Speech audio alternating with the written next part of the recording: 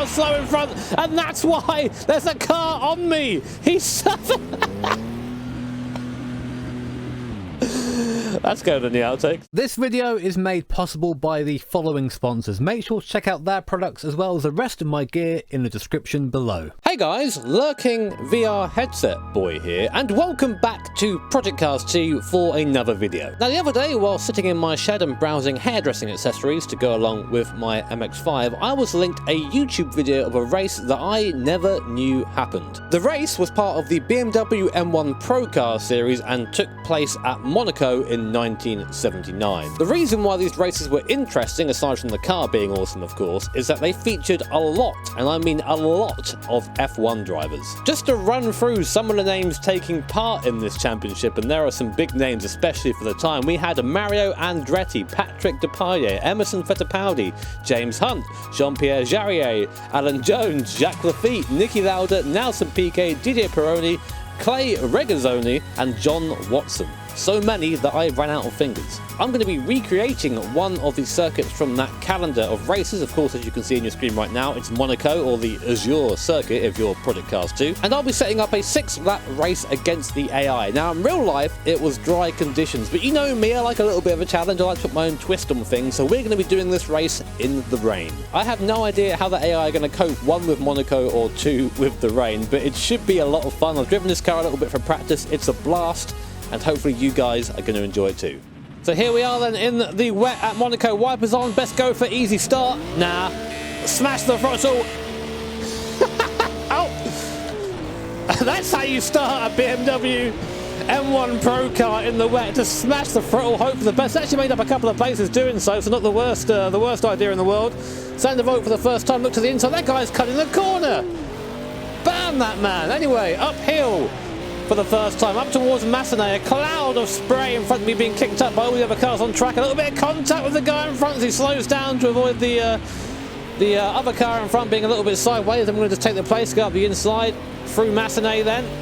And now up to Casino, or I should really say down to Casino. Check the inside, make sure the car isn't going to be twatted from behind. And now braking downhill towards the slowest part of the circuit. One of two, going to just very cheekily sneak up the inside there. Bit of contact from the left. Is he still there? No, we're past. Oh, and now down to the hairpin. I tend to take a wider line through here to try and cut back in, but there's not really anywhere I can go here. Just got to stay behind.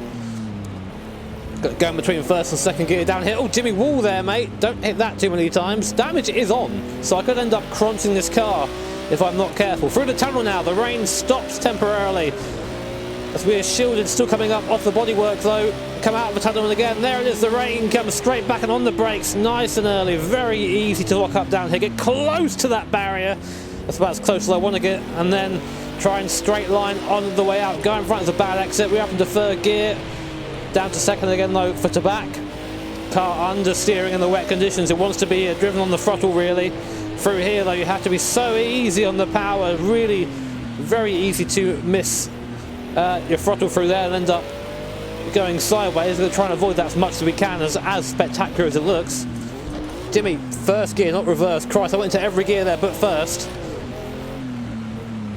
And that is 1 lap completed and 5 to go here at Monaco. Bit leery in the wet, but that's why we like it. Just checking the mirrors, making sure there's no one behind me. There is no centre mirror in this, unfortunately, so I've got to use the side mirrors. Very cool though to have to do that in VR. I love that effect of just checking the mirrors and making sure no one's behind. I do like the mirrors in Project Cars 2 as well. They do seem pretty damn decent. Uphill again, grabbing fourth gear. Love the sound of this thing. One of the first cars that I really fell in love with sim racing was the BMW M1 back in the days of RF1. Good to see that it's still fun today. Missing the bump there just out of habit from driving an F1 cars around here.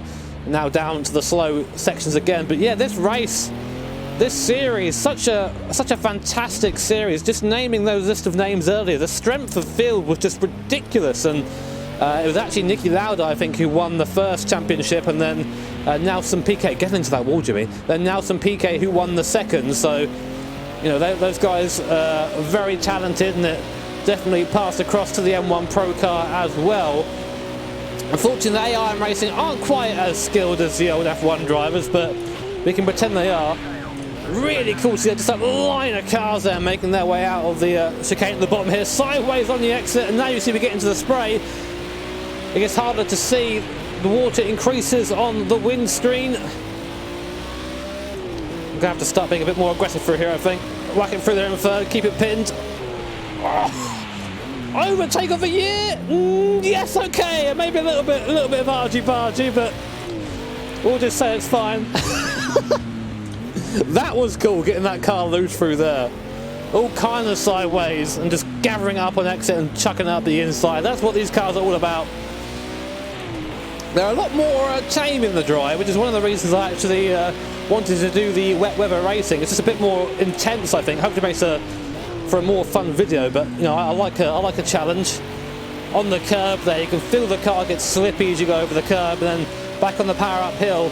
Fortunately, we have enough traction, it seems, in these tyres to be able just to pin the throttle uphill and not have any sort of aquaplaning, which is nice. The rain isn't that heavy, it's only on the basic rain setting, it's not on storm or anything, so maybe that's it, but car handling pretty well in the wet conditions. Maybe a tad too well, but that's neither here nor there. Second gear again. I always find myself on the inside there. I think it's because I avoid that bump and then don't come back over to the left enough. I don't really have to avoid the bump in this car. I don't know why I keep doing it, it's just memory, I guess. Again, a bit of a traffic jam here down at the hairpin. You can't really pass though. Oh god, the front tyres really pushed there. I kind of just got on the throttle a bit too early. Easy here, Jimmy. Look, you managed not to hit the wall. Well done. Well done, Jimmy. Who's a good boy. Of course, also this M1 Pro car has the one of the features which makes this car one of the coolest in real life, and of all time I should say, which is the pop-up headlights, which we all love oh so much. And by all I mean just me. Oh wow. Brake snapped there going over that crest. We've seen cars do that in real life, and I just had that happening. Oh, good exit. Get wrecked, that car.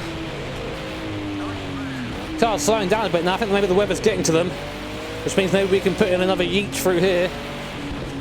Get on the power, get on the power, get on the power. Nowhere really to go. Too far back. Could have sent it there and probably made it stick, but there would have been contact. And as much as it is an AI race, and sometimes I do treat the AI a bit harsh, I like to try and pretend that they are actually real drivers and real AI, you know, or real AI, real people, I should say, just so I can drive them a bit more realistically instead of just sending at every corner. Although I do like a good send. Third gear now, the spray getting heavier, it feels like, and the car's getting a bit slower in a straight line. Oof.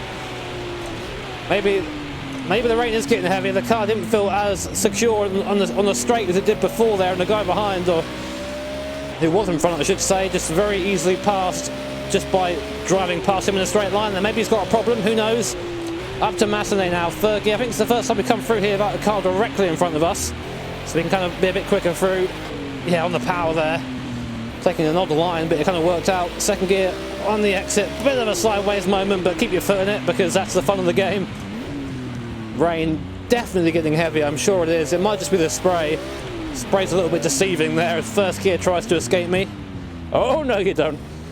Right, easy, easy. Wow, I got really up on the curb there. The car turns so much better when it's not on power through there. Just likes to roll through.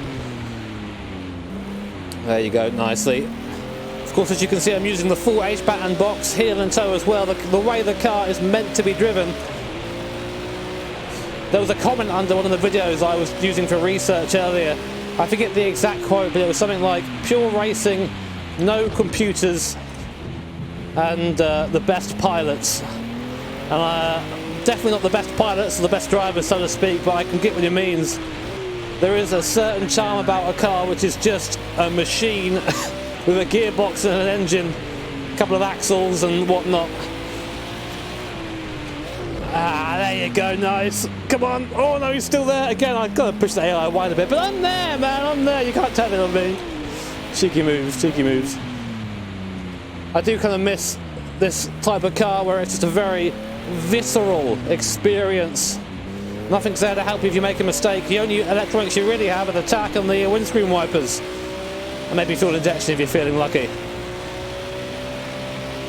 Getting into the last, I think this is the penultimate lap now. Sandoval once more, let's try and get on the power early. The car grips really well despite it being wet. I must say, it just kind of feels like you have cold tyres. That's really about it driving around here. Take second gear from Massimo this time, come a bit closer to the guy in front, try and get the power out, get the rear rotating. Bit too much rotation there, Jimmy, and nearly went into the wall on the inside. Don't want to be doing that. No. Oh, yes.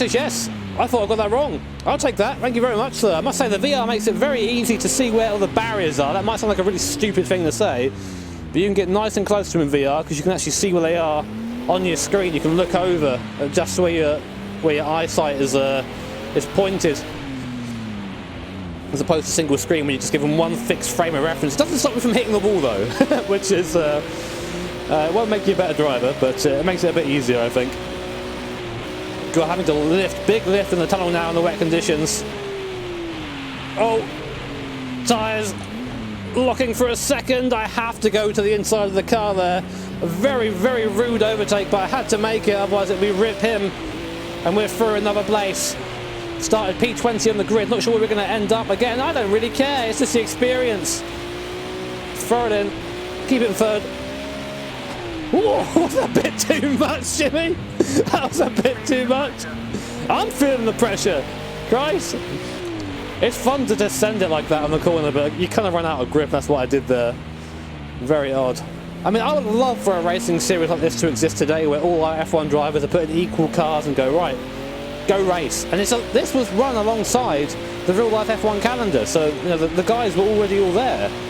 So it wasn't exactly difficult to get them all together for the race. There was some sponsorship conflicts, as you can imagine, but it was still a fantastic idea, and I wish a series like this existed today. It'd be really great fun just to see how all the drivers would adapt to new machinery. You know, who maybe is the quickest of the drivers at that given time on that given day. It'd be really nice to find out, because that's one of the downsides of F1, of course, is that you can only really guess how good the drivers are in correlation to their teammate, and that's really about it. Machinery is most of it. I've taken another place, thank you very much. We are on the last lap now, as our race engineer said, so we'll try and get a few more places. There you go. Oh! Kansas drift too? Oh, I just grazed the wall again. Do I still have that wind mirror? I do, nice. No idea how, I've really been trying to lose at this race. Oh, I love the sensation just going up through the gears in a H-pattern box. There's nothing quite like it. Oh wow, okay, again locked that same wheel and the car pivoted to one direction. Managed to catch it though. Now we are quick out of here usually. There you go, I'll interrupt. I'm going to just send it to back, get the move made. Just give that guy no idea. 7th place apparently. Come on. Send! Yes! That's how we overtake! We're the rudest racers of all time. I think it's going to be a 6th place, so we aren't going to get any more places now. I don't think. Soft, 2nd gear, easy. Sideways on exit. That's how you do it. I think that's 20th to 6th place here in 6 laps at Monaco in the wet, in the BMW 1 M1 Pro car. Really great fun. Would recommend this race to anyone who's watching. There you go. Old Jimmer comes home in 6th position. A long way off the guys at the front, but that was a hell of a lot of fun. So guys, I really hope you enjoyed that small insight into a racing series that, until today, I was pretty much ignorant of. If you did enjoy the video, make sure to hit that like button. If you really enjoyed it, of course, hit subscribe and the bell notification icon, because that way you'll be made notified of future streams and future videos. Thank you very much to my sponsors and to my Patreons. Take care, have an awesome day, see you all next time.